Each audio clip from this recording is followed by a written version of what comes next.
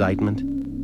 Mr. Pinto is the managing director of the aviation consulting firm JFKjr, also in Washington. Gene Rambo, an aviation attorney, and he's also a private pilot. Thank you for being with us. All right, Jim, let me turn to you. We were talking a little bit, we'd heard in the last few days about the rate that this plane was plunging, descending so quickly, incredible speed, and yet we discovered the fuselage was intact, and they were able to discover and find the 3 bodies there. That surprised you?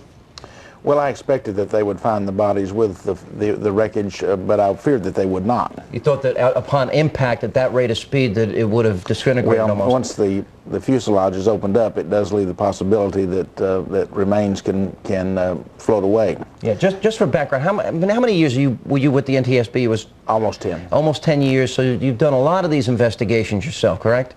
Yes, although they're all unique. I'm sure they certainly are. Listen, we were told that they found or discovered the fuselage and the bodies last night about 11 o'clock. That's what we're officially being told, between 11 and 11:30. I had, through a very reliable source, about 11:15 last night, we got a call that they had discovered this in the daytime. But yet, for reasons to keep the press away, they did not tell anybody about it. And they wanted to do this and bring this up to light in the darkness so the media wouldn't be there. Does that sound like a possible scenario to you, that we would have been misled that way?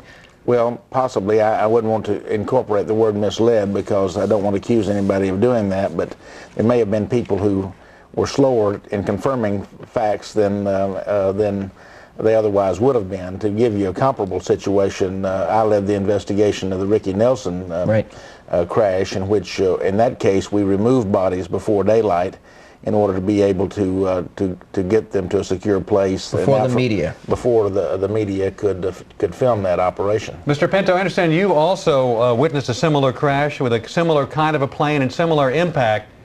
What can you tell us about this? Is this typical for this kind of tragedy? Well, I don't know if it's typical. Jim might have a better position on that, having done a lot more accident investigations. Yeah, last year at just about this time, I saw a small plane, a biplane, crash off the coast of Maryland. It was right in front of me off the beach, and it went in just about nose down, fell from about 900 feet. Mr. Pinto, we've got to take a break. Stay right there. We'll come back. We'll pick that story up when we come back. And also coming up, who will now carry the Kennedy torch now that JFK Jr. is gone? And later, exclusive video of JFK Jr. and his wife, Carolyn. Better times at the Kennedy family reunion 1 year ago. That's straight ahead on Hannity and Combs. Comfort, unparalleled elegance. And now, Park Avenue is even more rewarding. It's luxury, pure and simple. I think it's taken a while for doctors to warm up to managed care because it's a change. And on Thursday, the burial ceremony will take place aboard the destroyer USS Briscoe. Officials say the arrangements are being made only for Kennedy and are not being made for Carolyn Kennedy Bessette and her sister Lauren Bessette. Under military regulations, burial at sea can be granted for non-military veterans who have been deemed to have contributed to the country.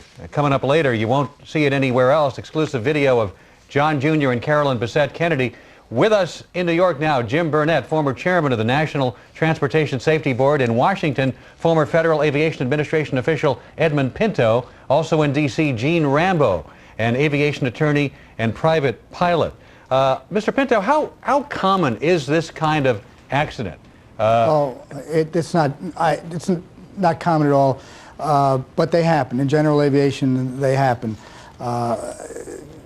Most of the time, the accidents are happening on approach to landing, but I wouldn't say that they're common. They get a lot of news attention because they happen far less than automobile crashes, but they happen. I wonder if, as a result of this, we're going to see FAA changes, we're going to see regulation change, safety changes. Do you anticipate that? I'm not sure what the safety change would be. I know there isn't a habit sometimes of the government trying to continuously regulate. A couple of years ago, Congress got involved with some attempts to pass some regulations or force the FAA to when that little girl who was trying to establish a record flying across the country was killed. But there are plenty of good safety regulations. It really comes down to the pilot needing good judgment. But you wonder if there are certain, Mr. Burnett, if there are certain regulations and there are certain conditions under which those regulations would dictate you can't fly. Could that prevent something like this from happening? Well, I'm not sure what. We have to leave a latitude of judgment to people who are qualified pilots. However, I think that the problem that I see here is allowing an inexperienced pilot to carry passengers under these circumstances, and I think perhaps some regulatory steps, narrow steps, should be taken. So you think with those kind of regulations, if someone's as inexperienced perhaps as JFK Jr. was, they could put into place certain preventative measures so that there would be no flight under those conditions? Well, there is a pattern in general aviation accidents of there being little relationship between experience and accident rates, except at a point when the pilot becomes somewhat overconfident, when he's still inexperienced but is spreading his wings more or less. And if we could get past that period without carrying passengers who aren't airmen and can't make the evaluation themselves, I think that would be a good thing. Mr. Rambo, do we give pilots or mandate enough nighttime airtime before they're allowed to go solo? I think the regulations currently in place are sufficient. If the visibility was as low as some people suggest there, the regulations are already in place that he shouldn't have been there. I don't think we have any evidence to show for sure what the visibility was at the time. Now, we had last night Kyle Bailey with us. He was another pilot at that airport, and he decided not to fly that night. He determined, and he was a more experienced pilot, that it was not okay to go up. I just wonder if with more regulations, perhaps something like this could be averted, because nobody would go up if the weather's deemed to be not proper. Well, I don't think a mechanical failure of some kind has been ruled out yet, so I'm not sure that that it's even proper to be talking about more regulations. Mr. Burnett, let me go back to you if I can for a second. We've been speaking in the last few days about the spatial disorientation. We know now that this fuselage was found about 7.5 miles off of their destination, which would be Martha's Vineyard. Does that tend to rule out a little bit more the idea that it could be mechanical failure, because he got almost to the destination, to the location? Well, I don't think that mechanical failure is as probable as some other scenarios, but I certainly wouldn't rule it out, either engine failure, propeller failure, or some other system failure. And after the investigation? And of course, the investigation will probably fairly quickly establish whether or not there is a factor there. Let's go back to the news we had yesterday on this program, the pattern of descent, the zigzagging, the climb that was taking place, what the radar information told us, followed by what we saw here is this rapid descent that went down. We've been hearing all about spatial disorientation, where the mind and the body tell you one thing because you have no reference point, there's no horizon, there are no lights, there's no moon, there's a lot of haze, and pilots get disoriented. Does that seem likely based on his level of experience and your level of investigating these things? Well, yeah, this is, I would say, is quite a common scenario to see this sort of thing, despite the fact that general aviation accidents, of course, and all aviation accidents are rare, as Ed Pinto pointed out. This would not be an uncommon scenario. The one thing, if after there was an aberrant performance on the part of this airplane, if it then climbed, I think that would suggest perhaps no loss of power, or that the propeller or the engine did not fail, but there are other systems that could have failed consistent with that. Another question has come up. Because he's the son of an ex-president, JFK Jr., we talk about the time, the resources devoted to the search and ultimate recovery of the fuselage and the bodies in this particular case. Was this an extraordinary effort? Would this have happened for any pilot that went into the sea? I think we go to extraordinary lengths to recover bodies in this country. Was this extraordinary? Well, that's hard to say. I'm sure that there's some where these resources are not available, probably wouldn't have been as readily available, and this may set some precedent for opening up and committing greater resources to that sort of thing. I think it was essential from the accident investigation process that we recover this wreckage. And I think we would have undermined the credibility of the NTSB, our accident investigation agency, if they were forced to determine probable cause without the wreckage in this case. Edmund Pinto, you want to weigh in, please, on this notion of spatial disorientation that we've heard so much about? Number one, is that fair to JF Kennedy Jr.? We've analyzed his background, we've analyzed his experience, we've analyzed the tough conditions he'd be flying in that particular night. Most people say it was very risky, even for an experienced pilot. Is that fair fair to him, or well, should we be you're waiting? You're laying out a whole scenario as if you really want to get to that conclusion, and that is a probable and possible conclusion. The evidence really takes you there. The circumstantial evidence that we have now. But as Jim has pointed out, we have to look at that aircraft and rule out other potential accident causes. Are we drawing that because of the level of experience and the difficult conditions? Well, when we've had experienced pilots with 30 times the hours flown that said they would not have made this flight. And perhaps something happened in the airplane and it had nothing to do with his experience. Yeah. Maybe something happened inside. So I think we are being unfair at this point in time. However, I will say this. The attention that this has gotten, we talked earlier about regulation. Well, I can tell you right now, on every general aviation airfield in this country, pilots and instructors are talking about spatial disorientation. So there is a positive effect out of this, and you wouldn't even need, without regulation, because it's now close to the minds of most of the pilots and the instructors. Mr. Rambo, should we all be looking at this as a statement about how safe it is to fly? Well, I don't think so. I happen to think flying is very safe. Thank you very much. I'm sorry, you want to finish up, sir? That's okay. Thank you very much for being with us. Thank you, Mr. Burnett. Thank you very much. And thank you as well, Mr. Rambo and Mr. Pinto. And coming up, will another Kennedy carry on the legacy now that John Jr. is gone? And later, exclusive Fox video of JFK Jr. and Carolyn Bessette Kennedy in happier times. Stay with us on Fox News.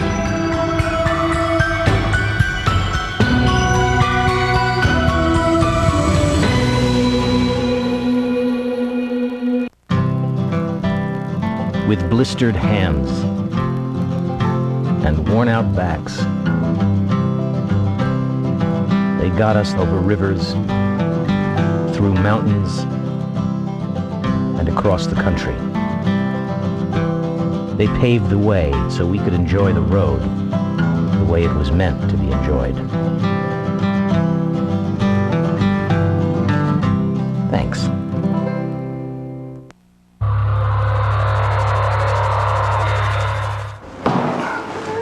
What kind of rooms you got? King size. You got room service? Donuts and coffee. Got entertainment? All rooms have every movie ever made in every language, anytime, day or night. How is that possible? Could your business use the bandwidth to change everything? Ride the light. Quest. Yeah, hi. I'm thinking about buying a large block of major building corporation. And what I'd like to know is, what's the size of the market right now? Take your time. Yep. When you have an investment question, does your online brokerage have anybody there to answer it? We do.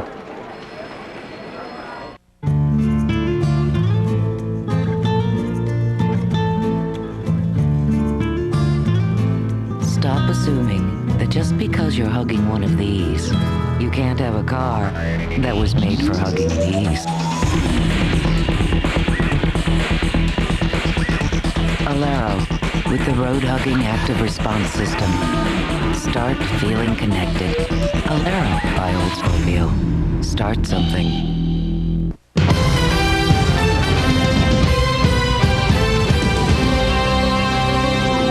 Fox News Now. I'm Sheila Steinbeck. Fox News has learned John F. Kennedy Jr. will be cremated tonight and buried at sea tomorrow. Late this afternoon, Kennedy, his wife, and her sister were recovered from the ocean floor by Navy divers. There'll be a memorial service for John and Carolyn in a New York City church Friday morning, and a candlelight service will be held for Lauren Bessette in Greenwich, Connecticut, Saturday night. The U.S. House is expected to vote on a nearly $800 billion tax cut tonight. A report to me, and he came back to the Oval Office where he saw the desks that he took the famous picture in, you know, coming through the gate for the first time since he was a little boy.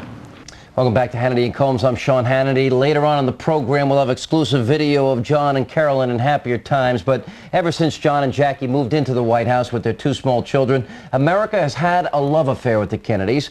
Will the obsession with Camelot continue now that JFK Jr. is gone? Joining us here in New York, Newsday columnist Ellis Hennigan in Watertown, Massachusetts. Political consultant Charles Manning joins us in Auburn, Maine. Former Clinton. Right to the runway and then you disconnect. Hussein, who sold Kennedy the plane in April, says he does not know whether Kennedy was aware of the autopilot's capability or whether he knew how to use it. Among the unanswered questions is how capable Kennedy was as a pilot. The National Transportation Safety Board has been contacting his flight instructors and examining his training records. Friends say the 38-year-old Kennedy started taking flying lessons in his college days. One instructor who taught him as early as 1988 says Kennedy was cautious. The last time I flew with him was about a year ago, and I definitely did not see the kind of person who took unnecessary risks. Kennedy did not get his pilot's license until just last year, after studying at the Flight Safety Academy in Vero Beach, Florida. Although he was only certified to fly in clear conditions under so-called visual flight rules, all certified pilots receive rudimentary instrument training. An instructor demonstrated how students wear hoods that block their vision of the cockpit windows, forcing them to rely on their instruments. This is standard training, even for visual flight rule students. It's just basically so that you can only fly the aircraft to these instruments here. While investigators try to retrace Kennedy's experience and his training, his friends say the one thing they know is that Kennedy loved to fly. Aram Roston, CNN. As they have been since news of the crash broke last Saturday, people are gathering outside the New York apartment of John and Carolyn. They've come with flowers, cards, even scraps of paper. At Arlington National Cemetery, crowds have gathered at the grave of President Kennedy, John's father. At a news conference this afternoon, President Clinton said John Kennedy Jr. was like his mother in his pursuit of a life outside the public eye. He defended the massive recovery effort.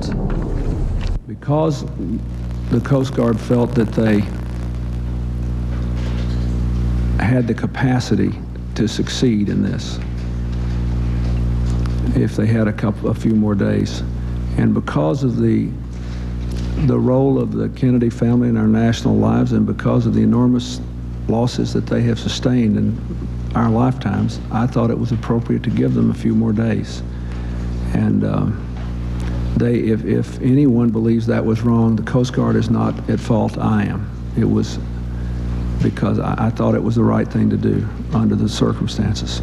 The latest now on the JFKjr. story. The bodies of John F. Kennedy Jr., his wife Carolyn, and her sister Lauren have been recovered from the ocean. The cremated remains of all three may be scattered at sea tomorrow.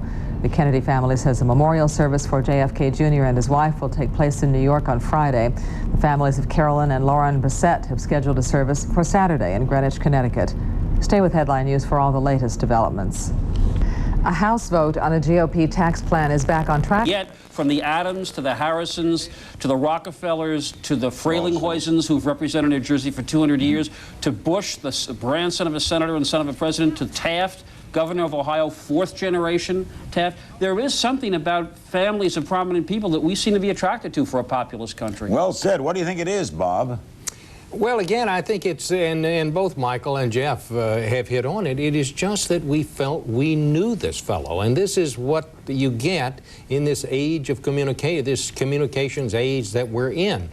Certain people come to public attention. We make a judgment, sometimes rightly, sometimes wrongly, about what kind of people they are. We decide if we like them.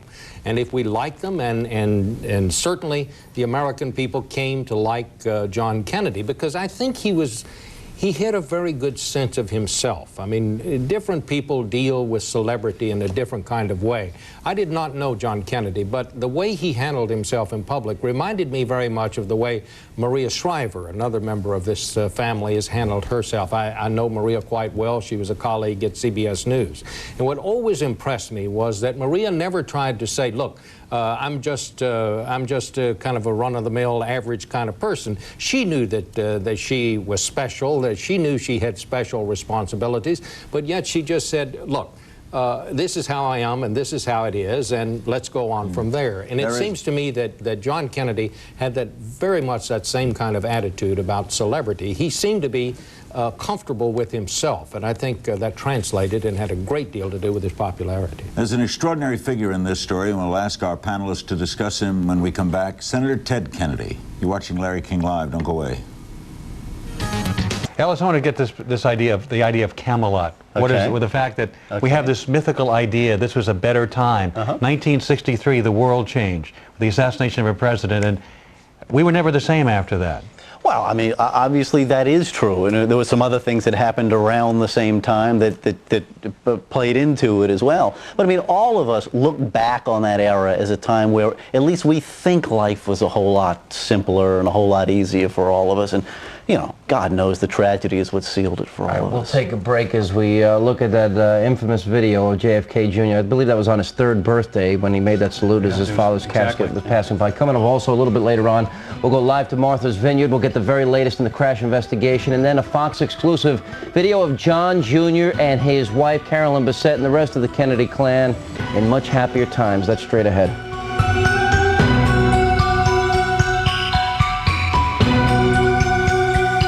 It's a story. Your point is the coverage and the intense coverage is justified. Explain. Well, Sean, all decent people, including those of us who work in the media, our hearts go out to these people. I mean, it's obviously a horrible tragedy, and you wouldn't be a human being if you didn't feel awfully for them. On the other hand, it is a story of tremendous importance, and I don't think you can cover half of it.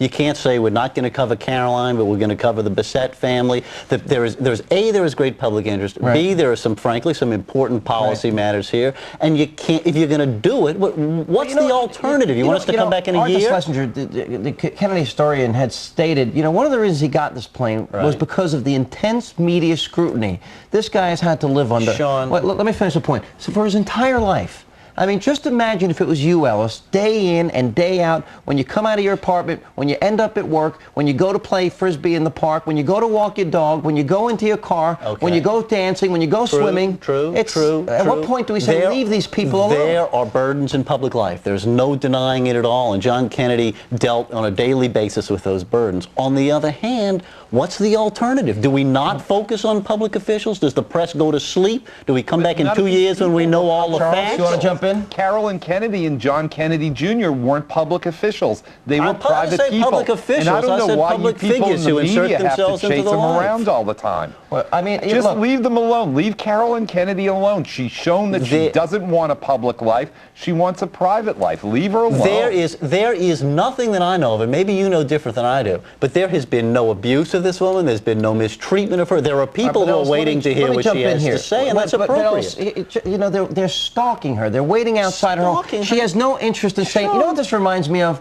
We see this with the news media all the time. Right. There's a terrible plane crash, and the reporters rush to the airport to find where the stay home. You'd rather they stay home? Well, here's what happens. When they get there, the loved ones who are waiting for the arrival of their loved ones, they're asked the inevitable question, how do you feel? Well, how do you think how they feel? They feel rotten. They feel horrible. That's a stupid question, and no smart reporter would make it. But you know what, though? There is a little bit of hypocrisy here, and let me say it quickly. The same people who are making those complaints are the very same people who are sitting back at home with their clickers, bouncing from the Fox News channel to MSNBC to CNN to make sure they don't miss anything. Maybe this why, Dick Morris, I had learned last night that they had discovered earlier in the day the fuselage, and they knew that JFK body was there. They didn't want to tell the press at their late press conference yesterday. They wanted to be able to do this in the dark of the night, knowing that probably the news media would not respect the privacy of being able to bring these bodies up onto the boats in peace without people wanting pictures. Is that, I mean, at what point do we say enough is enough? I think clearly they did the right thing in doing it at night. But this is probably the last time I'll be able to comment on this death, and I just want to share something that I heard the other day from a priest in Connecticut, John Giuliani, no relation to the mayor. And he was talking about the plane crash and the idea of the parts scattering all over the place of these wonderful, innocent people. And he said it reminded him in the Aztec ritual, the victim who they would sacrifice would always be the most virtuous person in the community, a wonderful, innocent person, because they believed that their innocence and their energy infused the entire community of survivors. And I think in a real sense, all of us are being infused with a respect for privacy, a respect for family, a rejection of celebrity, and a sense of the important things coming first in life as we look at the lives of these three wonderful people who were killed. Dick, we have an update. We have some breaking news. Earlier, we reported here at Fox News that Patrick Kennedy was going to go to Washington to participate in a vote on the GOP tax cut. It now turns out he's not going to go. He changed his mind because it's a procedural vote, not an actual vote. So he is going to stay in Massachusetts. So we just want to report that to you. Dick, you've been on both sides. You're now a media pundit. You've been a political advisor. So you've seen it from both sides of the camera. Is the media handling this properly? Well, you know, I've also seen it from being the victim of intense You've coverage. been a newsmaker yourself, that's correct. And you know, the key thing about it is that you have to keep your perspective. You have to keep your sense of values. And I think that what John Kennedy did is he taught us all how to handle it. He didn't go speeding away in a car. He didn't go trying to climb mountains or do crazy things. All right, Dick he handled it well. Dick Morris, you get the last word tonight. Thank you, Dick. Charles Manning, thank you for being with us. Alice Hannity with us here in New York. When we come back, we'll get a live update from Martha's Vineyard, and then some heartbreaking video, an exclusive look at JFK Jr. and his wife and the rest of the Kennedys. You'll only see it here on Fox in happier times.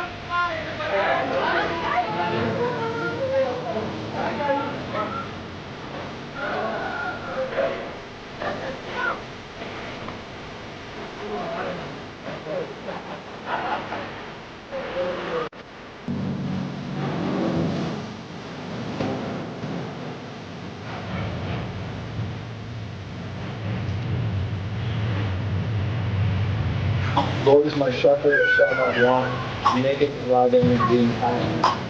He leadeth me beside the still waters. He restoreth my soul.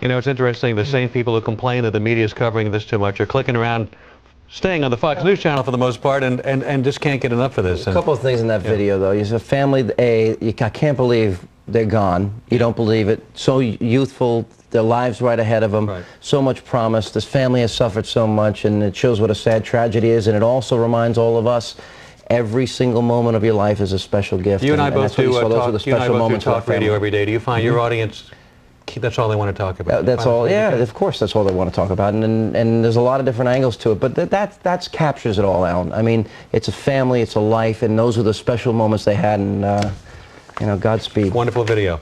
And that's it for tonight. Thank you for watching. Join us again tomorrow night for more on the Kennedy-Bissett tragedy. We'll see you then on Hannity and Combs.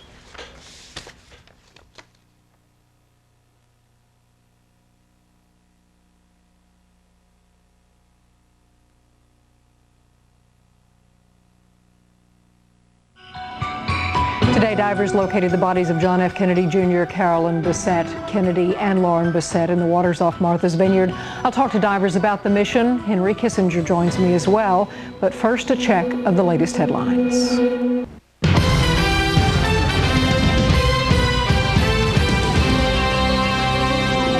Fox Fox News Now, I'm Sheila Steinbach. Fox News has learned... Lifted from the waves in a wrenching recovery effort will reportedly return him to the very waters where he died. The vigil at Martha's Vineyard ended this evening as the bodies of Kennedy, his wife, and his sister-in-law were turned over to the medical examiner on Cape Cod. And now the mourning, which started even as the family's hopes began to ebb, turns to closing a chapter in three much-admired lives. First in our report tonight, CNN's Brian Cabell on Cape Cod. After 5 days, there was finally confirmation for the Kennedy and Bassett families. The bodies of John F. Kennedy Jr., his wife Carolyn, and her sister Lauren were recovered from the waters off of Martha's Vineyard. The wreckage of Kennedy's plane had been located late Tuesday night by a remote-operated camera that was lowered to the ocean floor. Several hours later, Navy divers made a 40-minute dive to the same spot. During that 40-minute period of time, and we were able to positively identify the three people that we were looking for. Senator Ted Kennedy and his two sons were shipboard when the bodies were recovered and accompanied them back to land. Next priority for the Coast Guard, Navy, and the National Transportation Safety Board, salvaging the wreckage of Kennedy's Piper Saratoga. The major portion of the fuselage has already been recovered. The grasp is going to remove the remainder of the wreckage in a relatively close-in area during the course of the next 2 days. The recovered debris will be brought to the Coast Guard Air Station on Cape Cod, where investigators will attempt to reassemble it. Still unknown is what caused the crash, although investigators with radar information have indicated that Kennedy's plane appeared to be spiraling out of control toward the end. It splashed down about 7 miles from the shore of Martha's Vineyard.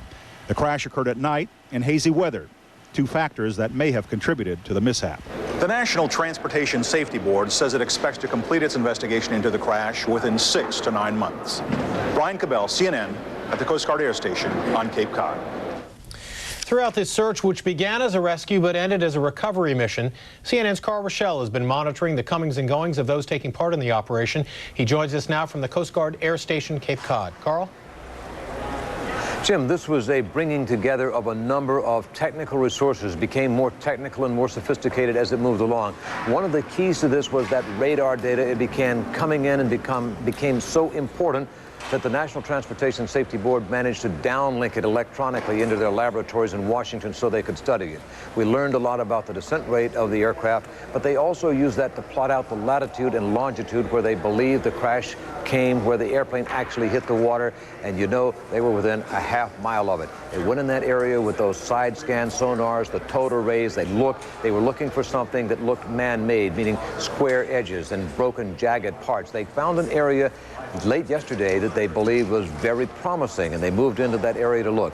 No success, and then finally about 11:40 last evening, Admiral Richard Larrabee told us that they actually found what they had been looking for, what they believed would hold the wreckage of the aircraft. It did. There was an 8 to 10 foot section of fuselage identified.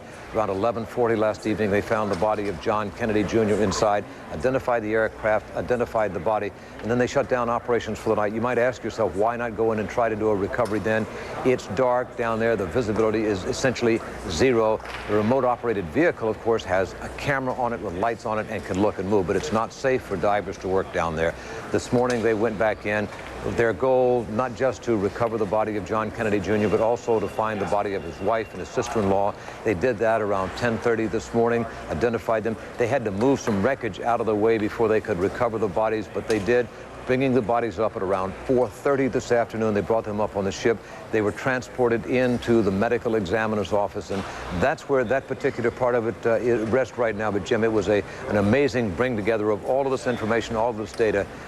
You can't imagine how small that plane is when you put it broken into pieces in that huge expanse of water out there. It was really an incredible thing that they did, Jim. Carl, walk us, if you could, through some of the details of this recovery process. You said the bodies of the two women were discovered earlier today. There was a lapse of, what, some... Father to John Jr. and Caroline, and after Bobby's death, to that clan as well. When Kathleen Kennedy Townsend was married, Uncle Ted gave her away in the morning and spent the afternoon in the hospital with his son, who had his cancerous leg removed. And in recent days, it was Ted who lifted them up at Hyannisport. It was Ted who went with his two sons to the spot in the sea where he lost another piece of his heart. It was Great Uncle Ted who was spotted playing basketball with Caroline's children as they awaited word on the fate of John Jr. Life goes on, The dreams never die. Candy Crowley, CNN, Washington. The latest now on the JFKjr story. The bodies of John F. Kennedy Jr. Hyannisport with more on a day that brought the pain back for all the families. David?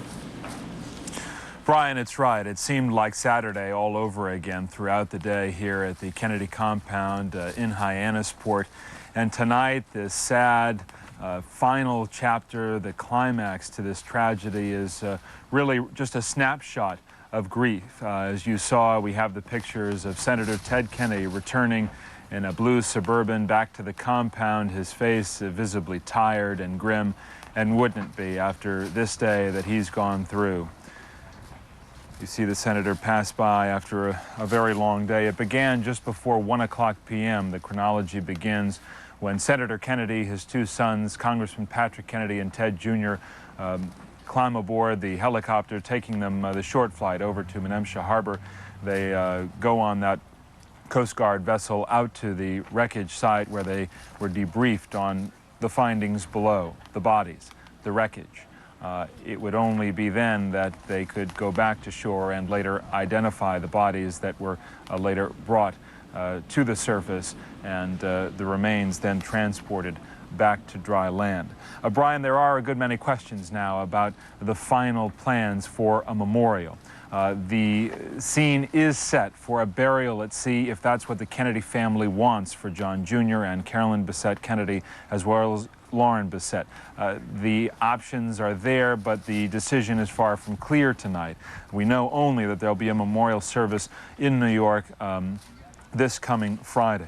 As for Caroline Kennedy, she was not here throughout the day, as she has not been since word of the downing of the aircraft on Saturday. She remained at home in seclusion, relatively, except for some pictures where you see her on her bicycle with her husband in Bridgehampton, New York.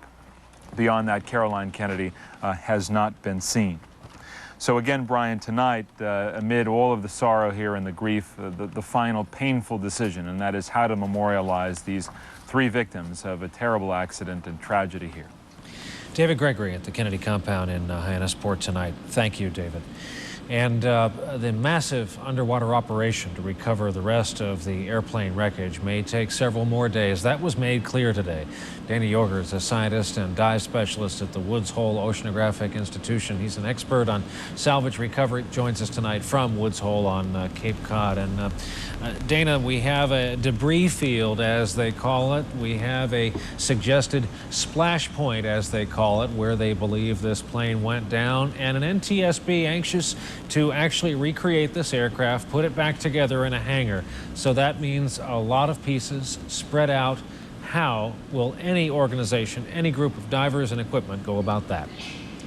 Well, they have a variety of sophisticated sonar devices, and I don't have specific knowledge of what they're doing out there, but certainly past practice would say that they'll use those sonars to try to take an inventory of all the pieces and where they are before any of the divers have moved them, and then they'll probably use the heavy lift capability of the grasp to bring those pieces to the surface. Our viewers may remember your work on the Titanic project, the actual ship and not the movie, we're forced to point out. And how is it that with this huge equipment, especially that big submersible that goes down, that you can, in visibility 5 to 8 feet, still keep some semblance of a distance and not rile things up as to disturb it or cover it up?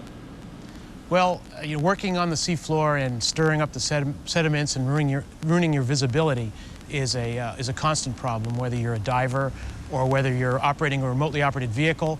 And those guys have a lot of experience, so I would assume that they'll be real careful about that. Sometimes you do stir up the bottom, and then you just have to wait for the cloud to settle. Of course, if you're a diver with limited time on the bottom, that's a big problem. So I'm sure they're being very careful about that. Now, you mentioned limited time on the bottom. There was a big change today that the viewers saw thanks to the footage from the ship. They went from standard scuba, correct, with the tanks, to a dedicated line, these hard hat divers. How long can they stay down with, right there, with that kind of air source that follows them down in a pipe? Well, I only have the same information that you do, and the Navy said it was an hour, so I would assume they're correct on that. And the advantage, obviously, is you can set up more of a camp. There can be more continuity between teams and not as much anxiety that as soon as you get down, you've almost got to come up. Correct. And we know they also have a remotely operated vehicle, and of course that would have almost unlimited time on the bottom. On the other hand, it wouldn't be as capable of, for example, rigging the objects for lift to the surface, although it certainly can be used for that purpose as well. The president said today, Dana, that he felt they were close, that it was his call to give them a few more days. Knowing what you know about this operation, all the various agencies and government wings that were involved, did you have any doubt that they'd get this? No, I know a lot of people were impatient while they were searching, but the nature of this kind of work, the coverage rate of those kind of sonar devices, and the size of the search area just said it was going to take a while. But underwater search is always based on perseverance and patience and making a plan and sticking to it. And that's just what I understand they did out there. And so it was just a matter of time. They were definitely going to succeed, in my opinion. Now, you've been around long enough to have some perspective. What on this ship, let's just take the grasp of all the equipment out in that body of water, as you know, what can be done today that wasn't possible, say, a decade or two ago? Is this day and night? Well, I wouldn't say day and night, but certainly there have been very substantial improvements. For example, the side scan sonar that they used, almost certainly to locate the wreck. I don't know that for sure, but that would be my guess. That's a technology that we've had for several decades. On the other hand, they had the luxury of global positioning navigation, the very precise version of that. That's a big help because when you're doing a search, you want to be very systematic. You want to cover the ground in a very orderly way without repeating yourself and without leaving gaps. So that technology has certainly evolved. And of course, the remotely operated vehicle technology that they used last night, we understand, that's a development of the last decade or so where those have really come into everyday use.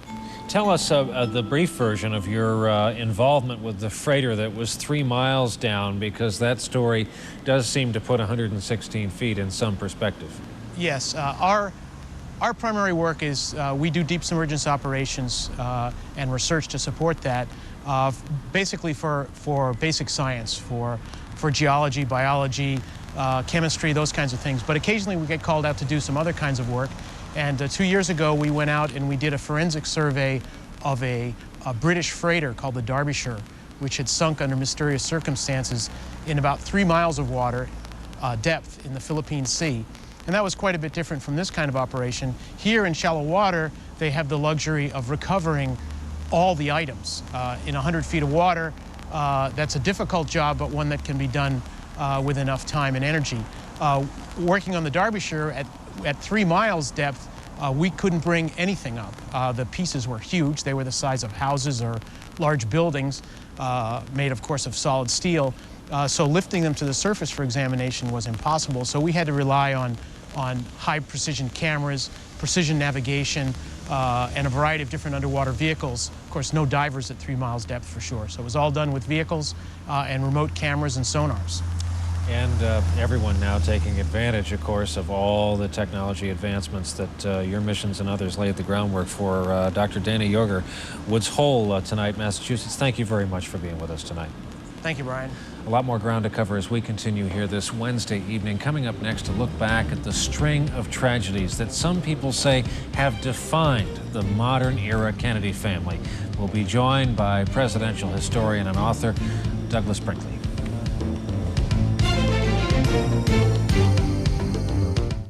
Reflections on a Tragedy. Kennedy biographer Doris Kearns Goodwin and New York Times columnist William Safire. This weekend on Tim Russert. With blistered hands and worn-out backs, they got us over rivers, through mountains, and across the country. They paved the way so we could enjoy the road the way it was meant to be enjoyed. Thanks. You no longer control your company. Your customers have taken over, and they know what they want. Give your customers the information they want so they can work with you, even for you. If you don't pay attention to them, they'll find someone who does. So, how do you like your new boss? PeopleSoft, applications for e-business. When you buy a bargain basement PC, what you're really buying is a mystery box. Will there be a monitor? Probably not. Lots of software? Ha! A year on the internet, 24/7 tech support? Dream on. With a Gateway Essential PC, you know exactly what you're getting. Monitor, great software, award-winning tech support, and internet access for $28 a month, or less than $1 a day. No mystery there. Call 1-800-GATEWAY for a Gateway Essential PC with an Intel Celeron processor. You can't control Mother Nature. Experts report that weather